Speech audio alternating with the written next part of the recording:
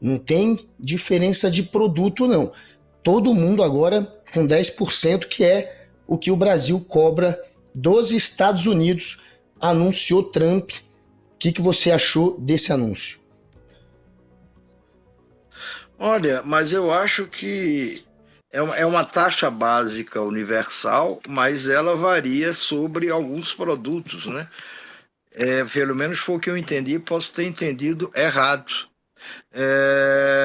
Por exemplo, no caso da China, Claro. diz o New York Times que, no caso da China, algumas das taxas que o Trump anunciou, 34% para a China, por exemplo, e isso se soma, segundo o New York Times, a outras tarifas que a China também enfrentará, incluindo tarifas de 25% sobre automóveis e tarifas de 25% sobre metais. Eu espero que o nosso economista, que será entrevistado daqui a pouco, esclareça se no caso do Brasil, por exemplo, eu estou fazendo pergunta de leigo, mas eu acho que a maioria das pessoas é leiga. Eu acho que no caso do Brasil isso deve oscilar também de acordo com a taxação que o Brasil faz sobre produtos importados dos Estados Unidos. Eu acho que isso tem que ser esclarecido, bem como várias outras coisas, o que isso resultará ou não disso. Não só para o país como um todo, mas principalmente na vida de cada um de nós, né? É isso que no fim, vamos dizer, nos interessa mais. Olha, isso vai bater como no meu bolso? Isso vai fazer com que a vida fique mais cara? E outra coisa, o que é que significa? É simples assim, o Trump faz lá a taxação dele, a seu critério, surpreendendo até economistas que achavam que as taxas talvez fossem menores do que essas anunciadas. E aí, isso vai gerar o quê? Uma recessão nos Estados Unidos, como muitos economistas já dizem. Isso vai encarecer o custo de vida em vários países, inclusive no nosso. Mas como é que ele faz uma coisa dessas que vai bater duramente nos próprios Estados Unidos, onde, por todas as previsões, a inflação vai aumentar. E ele diz que está fazendo isso pelo bem da América e pelo bem dos americanos. Mas isso vai ser motivo da nossa conversa com o entrevistador. Vamos lá, vamos Tem lá. uma coisa que o Trump. Peraí, eu não sei se você já viu, Guga, mas é interessante, embora isso seja só uma intromissão rápida. O nosso Bolsonaro, antes mesmo que o Trump falasse, já fez uma declaração que é claramente uma declaração pró-Trump. Pelo menos não é uma declaração a favor do Brasil, onde ele diz, posso ler? A guerra comercial com os Estados Pode. Unidos, diz Bolsonaro, não é. A guerra comercial com os Estados Unidos não é, diz Bolsonaro, uma estratégia inteligente que proteja os interesses do povo brasileiro.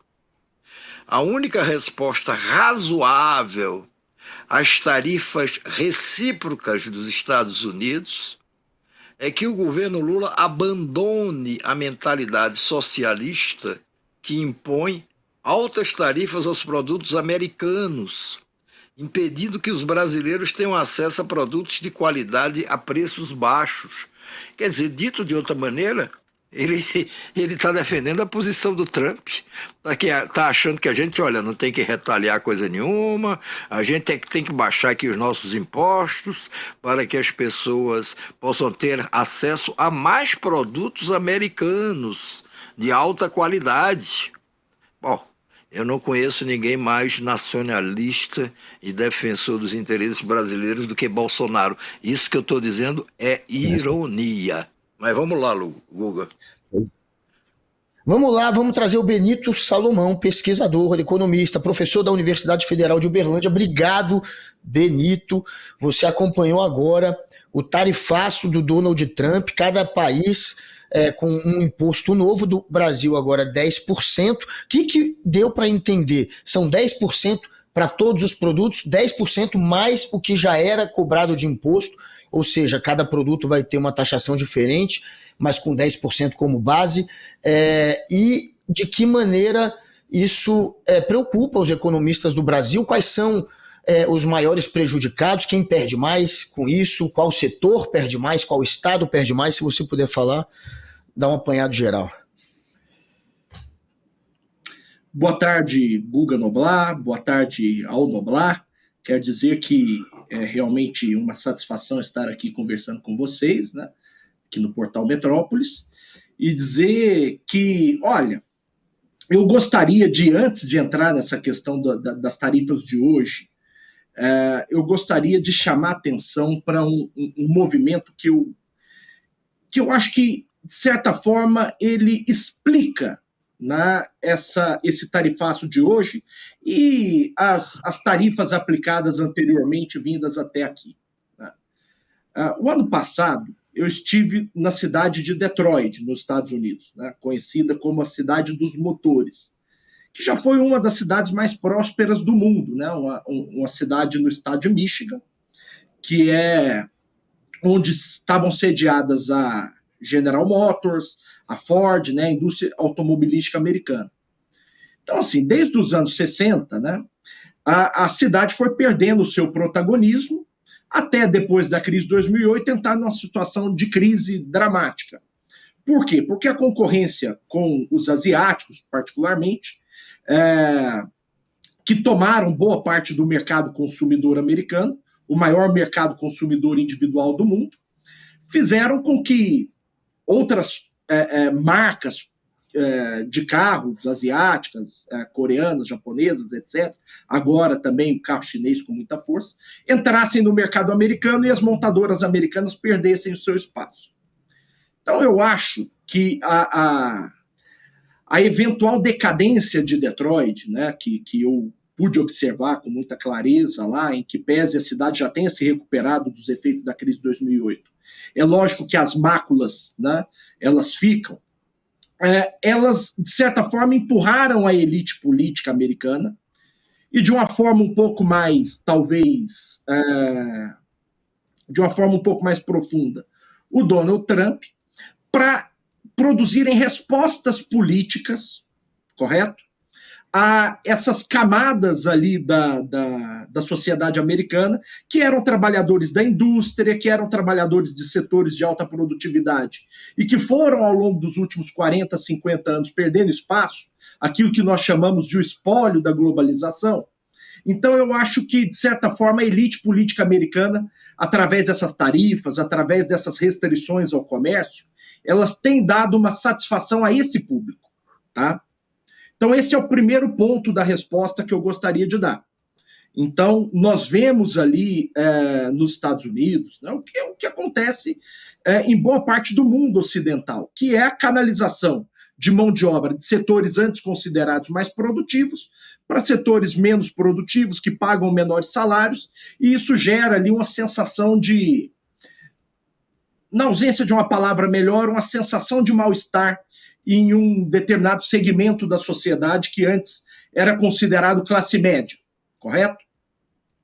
Então, eu acho que esse movimento do Donald Trump, ele está, em alguma medida, dando uma satisfação a esse tipo de eleitor, que é lógico, não é o eleitor só de Detroit, não é o eleitor só de Michigan, é um eleitor que ele está espalhado ali em boa parte do território americano. Dito isso, né, quais são as consequências? Olha, se por um lado a competição internacional produziu a canalização de empregos de maior competitividade da América para a Ásia nos últimos 40 ou 50 anos, por outro lado, essa mesma globalização produziu essas camadas dessas sociedades adquirindo produtos, itens de consumo que não faziam parte do padrão de consumo de gerações anteriores. Então, há também ali uma elevação do padrão de vida que ela pode não ter acontecido de forma simétrica a todos os estratos sociais, mas ela também alcançou alguns estratos sociais que não alcançariam pelos padrões de Organização Internacional do Comércio vividos até os anos 70. Tá? Então, diante disso, esse tipo de tarifa, né, que na prática funciona como restrição do comércio, né, funciona como restrições ao comércio internacional, esse tipo de política tarifária, ela deve produzir ali um encarecimento de alguns produtos que hoje fazem parte do padrão de consumo do americano médio. Mas aí faz lá e faz no resto do mundo também, professor? O professor, desculpe interromper. Eu não entendi isso. Eu ia lhe perguntar o seguinte: muito bem, vai encarecer a vida, mas de todos os países atingidos e por tabela dos próprios Estados Unidos ou não? É isso que eu queria que o senhor explicasse melhor. Encarece para todo mundo, né? Então, assim, os princípios que regem o comércio internacional, né, eles foram instituídos pelo Davi Ricardo há quase 2 séculos atrás, né? Que é o princípio de que eu produzo, a minha economia se especializa naquilo que ela faz melhor, ela produz isso em larga escala, gera excedente e troca isso com outra economia que se especializa em uma outra coisa. Então, essa diversificação, que ela é típica da internacionalização do comércio, ela beneficia todo mundo. De forma que, quando eu tenho uma economia grande, que é a economia americana, criando barreiras a esse comércio internacional, é lógico que isso não vai reverberar só internamente no mercado americano. É lógico que isso vai reverberar também nos mercados mundiais e particularmente nos mercados emergentes, porque olhando a lista aqui, tudo bem, você tem Japão e União Europeia afetadas aqui com tarifas do governo americano, mas o alvo principal aqui são os países emergentes, né? Que, em grande medida, foram os grandes beneficiados desse movimento de construção de cadeias globais de valor, onde boa parte da manufatura da produção industrial do mundo foram deslocadas da América para a China. Então, uma vez que essas políticas tarifárias elas entram no radar de um grande mercado consumidor como o americano, evidentemente que os efeitos disso vão transbordar para as outras economias, e particularmente as economias emergentes, que, aliás, já lidam com problema de inflação, né? Então, nós temos problema de inflação acima da meta no Brasil, nós temos problema de inflação acima da meta na Argentina, nós temos problemas de inflação em grande medida, em boa parte do mundo emergente nesse pós-pandemia. Professor, deixa eu tentar entender, professor, não é o senhor. Eu queria entender o seguinte, só um minutinho, Guga, porque parece que a gente não estava no ar, eu estava entendendo que estava no ar aqui, e agora estamos voltando para o ar, então o que é que a gente perdeu das explicações do professor? Alguém aí da técnica pode me dizer alguma coisa? A gente não perdeu nada, não. Eu acho que está tudo passando aqui, eu acho que foi um engano. Mas, professor, tá tudo pelo que eu estou acompanhando aqui na internet foi ao ar. Eu só queria entender o seguinte: desses produtos que começam a sentir o peso dessa nova taxação que será aplicada a partir de amanhã pelo Trump, quais serão esses produtos, quais serão aqueles produtos que vão encarecer no bolso do brasileiro, aqui no Brasil? Para quem está aqui no Brasil, o que deve sentir primeiro?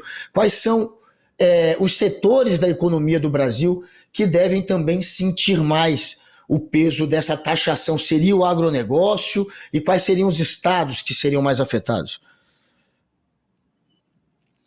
Olha, eu acho que é prematuro ainda a gente fazer uma análise uma análise muito microeconômica desses impactos.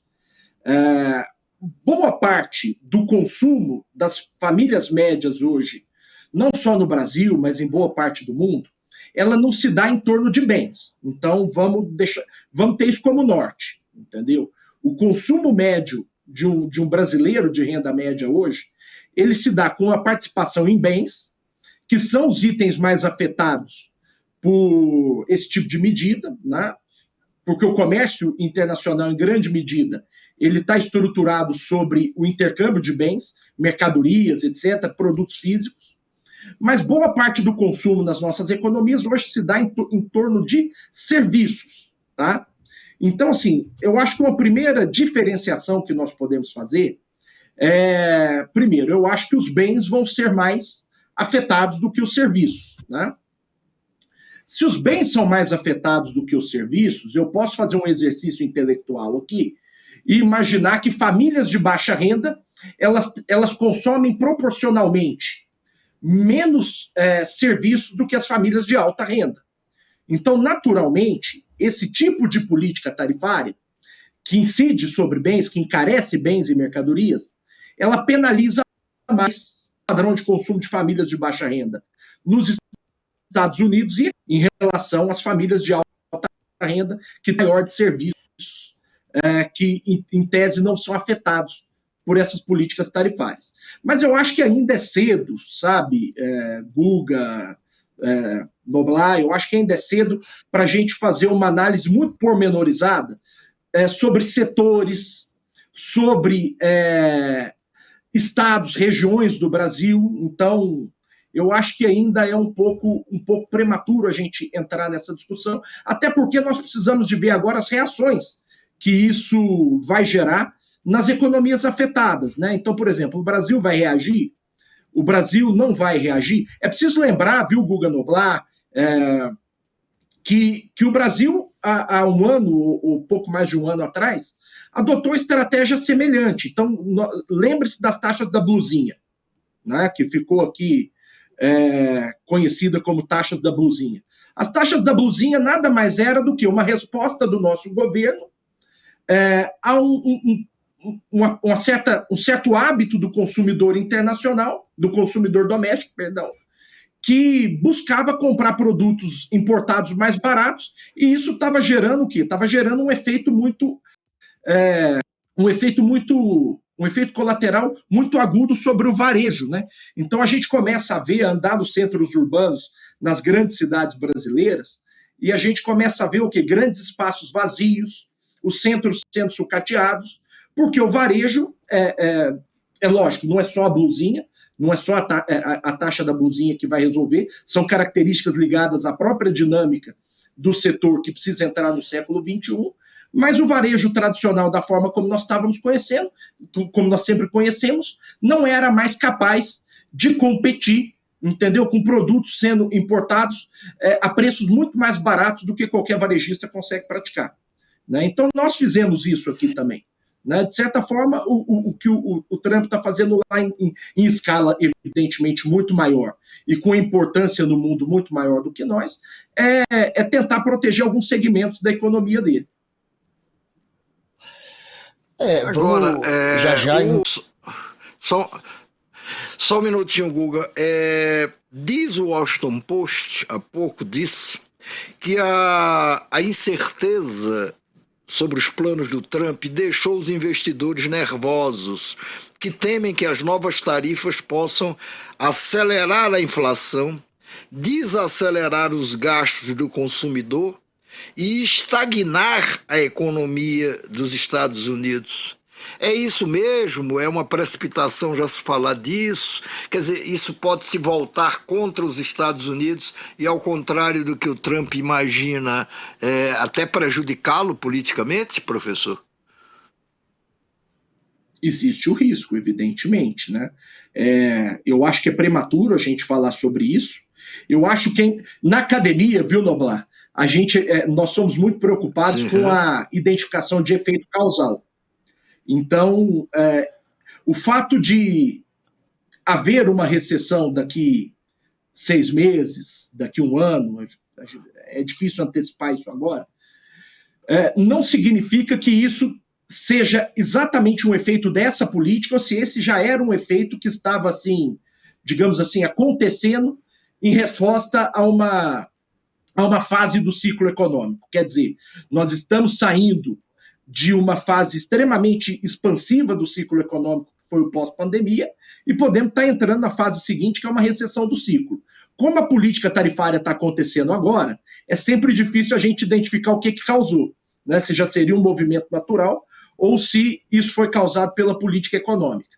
Agora, é evidente que existem riscos associados a essa estratégia, tá? Porque uma vez que você impõe uma política tarifária tão agressiva quanto essa,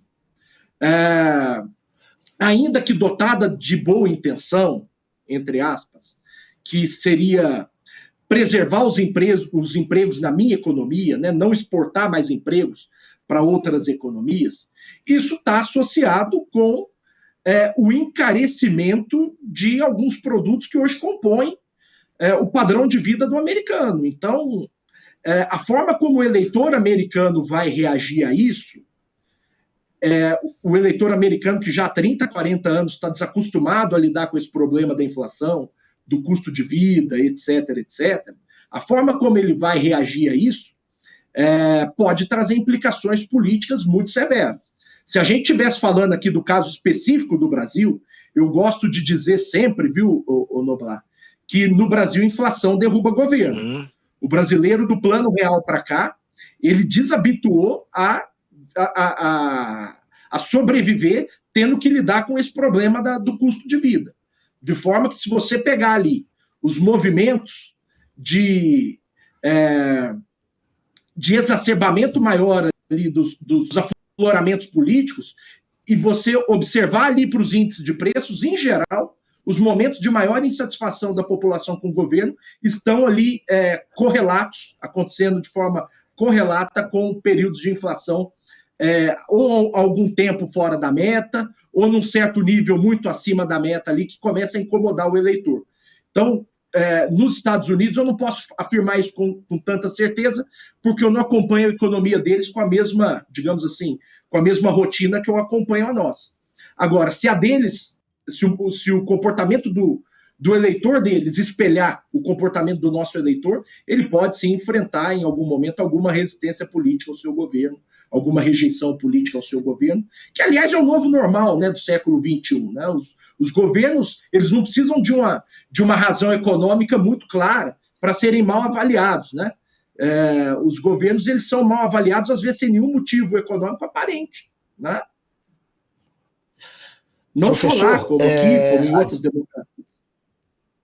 Professor, eu vi um estudo da Universidade de Yale, ou seja, Yale, né, qualquer coisa, né, que diz que vai ter alta nos preços nos Estados Unidos, cerca de 2% de inflação, mas que terá por conta das medidas anunciadas pelo Trump. O PIB vai ser um ponto menor, calcula aí Yale. Cada família americana vai perder $1.000 por ano, até $1.200 por ano, por conta dos produtos que ficarão mais caros. A gente está conversando e conversou agora com o Benito sobre a questão econômica, né? O que representa esse anúncio, essa tabela de impostos, esse tarifaço dos Estados Unidos. Te agradeço muito, professor, e vamos agora entrar com o lado político. Então, te agradeço muito, professor, pela explicação e pelo tempo.